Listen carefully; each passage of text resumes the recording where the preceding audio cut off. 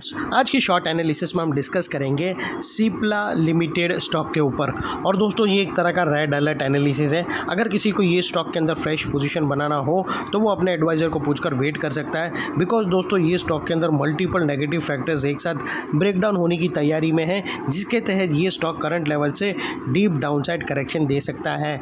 लेकिन फ्रेंड्स यहाँ पर कोई भी हमारी बाय सेल होल्ड रिकमेंडेशन बिल्कुल भी नहीं है। ये प्योरली एजुकेशन पर्पज से मैं अपना पॉइंट ऑफ व्यू आप लोगों के सामने शेयर कर रहा हूँ। कोई भी पोजीशन लेने से पहले अपने फाइनेंशियल एडवाइज़र को ज़रूर कंसल्ट कर लेना। दोस्तों आप लोग देख सकते हो कि ये वो बॉटम थी जहाँ से एक ज़बरदस्त अपसाइड मोमेंटम बना स्टॉक के अंदर एक अपर स्लोपिंग पैरेलल चैनल के थ्रू। और जब तक स्टॉक के अपर स्लोपिंग पैरेलल चैनल में था, स्टॉक के अंदर कुछ हायर हाइज ट्रिगर हुए। फ्रेंड्स अगर आप देखो तो फर्स्ट हायर राइज यहाँ रजिस्टर्ड हुआ, सेकंड हायर राइज यहाँ पर रजिस्टर्ड हुआ और थर्ड हायर राइज यहाँ हिट हुआ। और जैसे ही upper sloping parallel channel down side में ब्रेकडाउन हुई, फर्स्ट टाइम दोस्तों इसके जो हायर हाइज थे वो लोअर लोज में क्लोज हुए, शिफ्ट हुए, जो हमें कंफर्म करता है कि स्टॉक ऑफिशियली करेक्शन के अंदर एंटर कर चुका है। यहाँ पर हमें दो मेजर नेगेटिव सिग्नल मिले। पहले तो इसने अपर स्लोपिंग पैरेलल चैनल को डाउन साइड में ब्रेकडाउन कर दिया। सेकेंडली नेगेटिव सिग्नल, इसके जो हायर हाइज थे वो लोअर लोज में शिफ्ट हुए क्लोजिंग बेसिस पे, जो हमें कंफर्म करता है कि स्टॉक ऑफिशियली करेक्शन के अंदर एंटर कर चुका है। अनलेस एंड अनटिल यहाँ पर कोई नया हायर हाइज ना मिले या पुराने हायर हाइज के ऊपर क्लोजिंग ना मिले, तब तक दोस्तों बाय अवॉइड करना बेस्ट डिसीजन रहेगा। और फ्रेंड्स बात कर लेते हैं यहाँ पर चार्ट पैटर्न की। इसके पहले दोस्तों मैं आप लोगों को डाइवर्शन बता दूं। फ्रेंड्स अगर आप RSI डालकर चेक करो तो आपको यहाँ पर क्लियरली नेगेटिव डाइवर्शन विटनेस होगा। प्राइस एक्शन के जो हायर हाई स्विंग अगर आप देखो तो यहाँ से वो अपसाइड की तरफ टिल्ट हुए हैं, वही RSI के अंदर अगर देखो तो वो डाउन साइड में टिल्ट होकर यहाँ से हमें ब्रेकडाउन मिल रहा है, जो एक डाउन साइड मोमेंटम इनिशिएट कर सकता है स्टॉक के अंदर। और अल्टीमेटली दोस्तों बात कर लेते हैं यहाँ पर चार्ट पैटर्न की।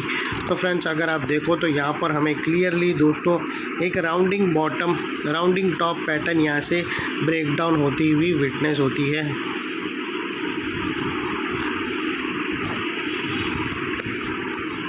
और उसकी जो नेकलाइन निकल कर आती है वो समवेयर अराउंड 1410 के आसपास आती है, जिसको हम येलो में कर देंगे। और दोस्तों डाउन साइड में जो स्टॉक के टारगेट निकल कर आते हैं वो फर्स्ट टारगेट तकरीबन 1380 के आसपास का फर्स्ट टारगेट है, और सेकंड टारगेट दोस्तों 1357 का भी है, और उसके बाद दोस्तों 1325 का भी है। अगर 1357 ब्रेक करेगा तो उसके बाद हम फर्दर एनालिसिस करेंगे, और अगर स्टॉक को रिवर्सल देना होगा तो यही लेवल के आसपास से रिवर्सल दे सकता है। और दोस्तों बात कर लेते हैं स्टॉप लॉस की। तो यहाँ पर मल्टीपल ऑप्शन रहेंगे उन लोग के पास, शॉर्ट सेलर लोगों के पास। उन लोग ब्रेकआउट कैंडल, जो ब्रेकडाउन कैंडल है उसके हाई के ऊपर क्लोजिंग बेसिस पे भी रख सकते हैं, या फिर नियरेस्ट लोअर स्विंग पे भी रख सकते हैं।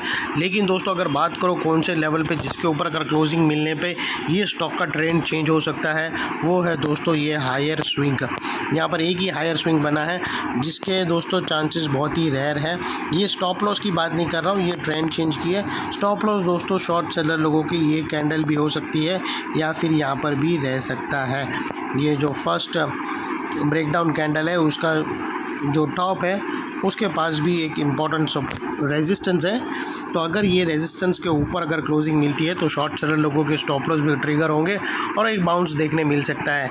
लेकिन दोस्तों अगर रिवर्सल का एरिया मानो जहाँ पर ये स्टॉक कम्प्लीटली बाई साइड की तरफ शिफ्ट होगा, तो वो दोस्तों 1500 का लेवल है, जिसके चांसेस बहुत ही फ़िलहाल अभी रेयर लगते हैं।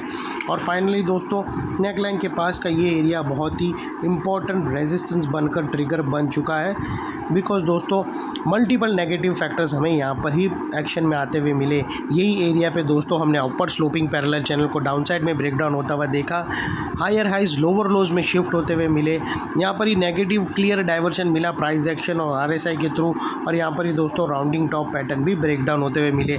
तो ये सारे नेगेटिव फैक्टर्स के ब्रेकडाउन के कारण नेकलाइन का ये एरिया जो अभी तक एक सपोर्ट था वो अल्टीमेटली स्ट्रॉन्ग रेजिस्टेंस बनकर ट्रिगर हुआ है। और इतने बड़े स्ट्रॉन्ग रेजिस्टेंस के ऊपर शॉर्ट सेलर लोगों का स्टॉप लॉस रहेगा, जो आसानी से ट्रिगर नहीं होगा, और अगर ट्रिगर हो जाता है तो वहाँ पर हमें एक स्मॉल शॉर्ट कवरिंग बाउंस देखने मिल सकता है। ये थी हमारी एनालिसिस फ्रेंड्स। अच्छी लगी तो प्लीज़ चैनल को लाइक शेयर सब्सक्राइब ज़रूर करना। Thank you. जय हिंद।